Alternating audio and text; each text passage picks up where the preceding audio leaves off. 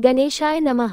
इस वीडियो में आज जानेंगे माघ का महीना आज से शुरू। जाने इस महीने पूजा पाठ और दान पुण्य का महत्व। माघ मास की पवित्र पौराणिक कथा। इस महीने स्नान, दान, व्रत और तप करने का विशेष महत्व बताया गया है। ऐसी मान्यताएं हैं कि माघ माह में श्रीहरि और मां लक्ष्मी की विधिवत उपासना से सुख समृद्धि में वृद्धि होती है और मनोवांछित फल की प्राप्ति हो जाती है। इस बार माघ माह 14 जनवरी से लेकर 12 फरवरी तक रहने वाला है। धार्मिक मान्यता के अनुसार माघ माह से जुड़े नियम का पालन करना अधिक आवश्यक होता है। आज से माघ माह का शुभारंभ होने जा रहा है। माघ माह सनातन धर्म एक बड़ा ही पवित्र महीना है। इस महीने स्नान, दान, व्रत और तप करने का विशेष महत्व बताया गया है।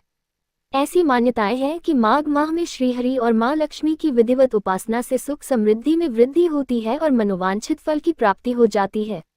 आइए आपको इस महीने दान स्नान के महत्व के बारे में विस्तार से समझाते हैं। हिंदू पंचांग के अनुसार इस बार माघ माह 14 जनवरी से लेकर 12 फरवरी तक रहने वाला है। धार्मिक मान्यता के अनुसार माघ माह से जुड़े नियम का पालन करना अधिक आवश्यक होता है। इस दौरान कुछ विशेष गलतियां भी करने से बचना चाहिए।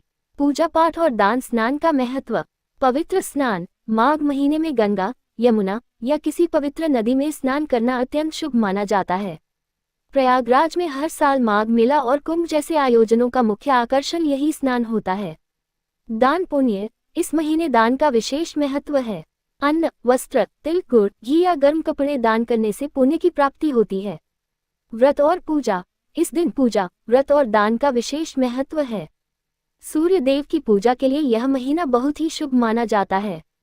ऐसा माना जाता है कि इस माह में सूर्योदय से पहले स्नान करने से पापों का नाश होता है और मोक्ष की प्राप्ति होती है। माघ माह में शुक्ल और कृष्ण पक्ष की एकादशी भी बहुत कल्याणकारी और फलदायी मानी जाती है। इस माह में भागवत कथा, रामायण और गीता का पाठ करना शुभ होता है। माघ महात्म्य। श्री गणेशाय नमः। अथ श्री पद्म पुराणांतर्गत माघ मास महात्म्य। पहला अध्याय। नारायण नमस्कृत्य नर चैव नरोत्तमम् देवी सरस्वती चैव ततो जयमुदीरेत। अर्थात सारे संसार के कर्ता श्री भगवान विष्णु, माता लक्ष्मी और देवी सरस्वती तथा श्री देवगुरु बृहस्पति जी के चरण कमलों में नमस्कार करके मैं इस माघ मास महात्म्य का वर्णन करता हूँ। एक समय श्री सूत जी ने अपने गुरु श्री व्यास जी से कहा, हे आदरणीय गुरुदेव, कृपा करके आप मुझसे माघ मास का महात्म्य कहिए, क्योंकि मैं आपका शिष्य हूँ। व्यास जी कहने लगे कि रघुवंश के राजा दिलीप एक समय यज्ञ के स्नान के पश्चात सुंदर वस्त्र पहनकर शिकार की सामग्री से युक्त कवच और शोभायमान आभूषण पहने हुए अपने सिपाहियों से घिरे हुए जंगल में शिकार खेलने के लिए अपने नगर से बाहर निकले। उनके सिपाही जंगल में शिकार के लिए मृग, व्याघ्र, सिंह आदि जंतुओं की तलाश में इधर उधर फिरने लगे। उस वन में वनस्थली अत्यंत शोभा को प्राप्त हो रही थी। वन में कहीं वृक्षों पर मोर नाच रहे थे, कहीं कहीं मृगों के झुंड फिरते थे, कहीं गीदड़ अपना भयंकर शब्द कर रहे थे, कहीं गैंडों का समूह हाथियों के समान फिर रहा था, कहीं वृक्षों के कोटरों में बैठे हुए उल्लू अपना भयानक शब्द कर रहे थे, कहीं सिंहों के पदचिन्हों के साथ घायल मृगों के रक्त से भूमि लाल हो रही थी, कहीं दूध से भरी थनों वाली सुंदर भैंसें फिर रही थीं, कहीं पर गंधित पुष्प हरी हरी लताएं वन की शोभा को बढ़ा रही थीं। कहीं बड़े बड़े पेड़ खड़े थे तो कहीं पर उन पेड़ों पर बड़े बड़े अजगर और उनकी केचुलियां भी पड़ी हुई थीं। उसी समय राजा के सिपाहियों के बाजे की आवाज़ सुनकर एक मृग वन में से निकलकर भागने लगा और बड़ी बड़ी चौकड़ियां भरता हुए आगे बढ़ा। राजा ने उसके पीछे अपना घोड़ा दौड़ाया, परंतु मृग पूर्ण शक्ति से भागने लगा। मृग कांटेदार वृक्षों के एक जंगल में घुसा और राजा ने भी उसके पीछे वन में प्रवेश किया, परंतु दूर जाकर मृग राजा की दृष्टि से ओझल होकर कहीं निकल गया। राजा निर्जन वन में अपने सैनिकों सहित प्यास के मारे अति दुखी हो गया। दोपहर के समय अधिक मार्ग पर चलने से सैनिक थक गए और घोड़े रुक गए। कुछ थोड़ी देर बाद राजा ने एक बड़ा भारी सुंदर सरोवर देखा, जिसके किनारों पर घने वृक्ष थे।